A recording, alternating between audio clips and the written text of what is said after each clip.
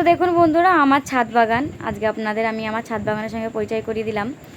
তো আমার তো সেভাবে জমি নেই আর ছাদও নেই, আমার সামান্য একটুখানি ছাদ, যেটা হচ্ছে বাথরুমের উপরে। তো যেহেতু আমি গাছপালা প্রচণ্ড ভালোবাসি, তো এটুকুনি ছাদের উপর আমি আমার গাছপালা লাগিয়ে রেখেছি। আর সত্যি কথা বলতে সেভাবে যত্ন করা হয় না, তবুও দেখুন কী সুন্দর গাছপালাগুলো হয়েছে। আর এই দেখুন, আজকে আমি আপনাদের দেখাবো আমার বাগানে মানে আর কি ঘ্যাটকল হয়েছে। তো আমি তো উপরে উঠতে পারিনি, আমার হাজব্যান্ডই আর কি কেটে নিয়ে আসবে। আমার বাড়িতে কিছুটা হয়েছে আর আমার মায়ের বাড়িতে কিছুটা হয়েছে, তো দুটো মিলেই আর কি রান্না হবে। তো সেই জন্যই আর কি আমার হাজব্যান্ড গেছিলেন কাটার জন্য। তো দেখুন, আর সত্যি কথা বলতে কি, বাড়ির যদি যে কোনো জিনিস যদি আর কি হয় না, তো খেতে সত্যিই খুব সুস্বাদু লাগে। আর মনটা বেশ ভালো লাগে যে না, নিজের বাগানের কিছু আমি খাচ্ছি, যেটা আমার নিজের, কিনে খেতে হচ্ছে না। সেটা ছোট হোক আর বেশি হোক, মানে অল্প হোক কিংবা বেশি হোক, আমার তাতে কোনো অসুবিধা নেই, কিন্তু নিজের সেটাই আর কি অনেক।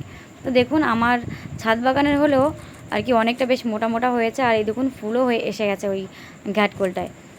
আর এই দেখুন, আচ্ছা দেখা যাচ্ছে ওখানে, ওটা আম্বলি শাক। আমরা তো খাঁটি বাঙাল, তো আম্বলি শাক বলি, জানি না আপনারা কে কেমন নামে জানেন।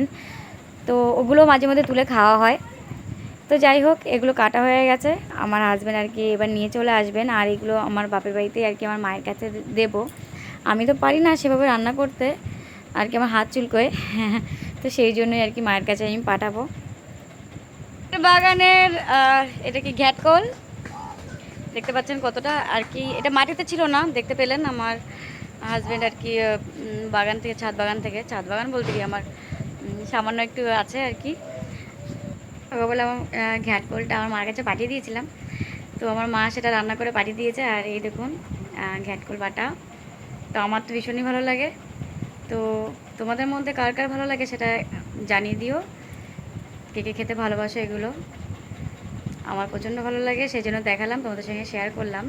আর তোমাদের কেমন লাগে সেটাও তোমরা আমাকে শেয়ার করো। Thank you.